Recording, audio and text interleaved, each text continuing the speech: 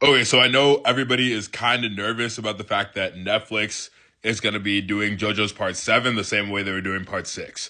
But I think it's actually good in a sense that Netflix didn't let it go because that means they still see JoJo's as profitable. I feel like JoJo's Stone Ocean had tons of hype going into it, but then over time, the Netflix release schedule killed the hype.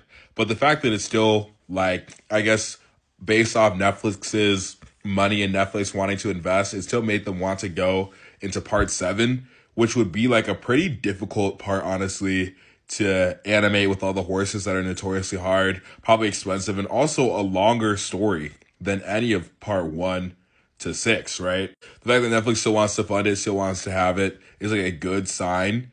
And it could be that they're basing the decision less on part six performance and more on just like how critically acclaimed and beloved the part seven manga is. It is the second highest rated manga of all time on my anime list.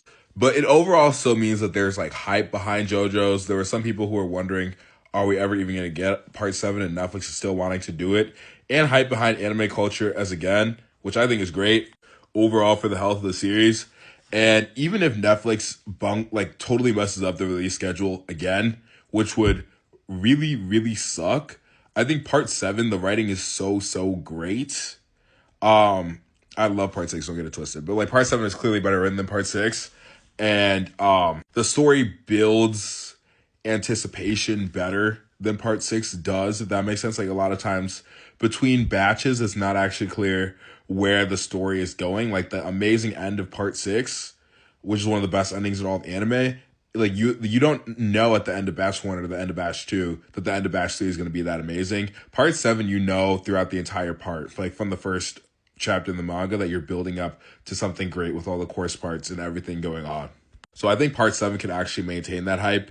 And if Netflix does go back to weekly JoJo's, if we get weekly JoJo Fridays with part seven, bro, strap in. This is gonna be the biggest shit ever.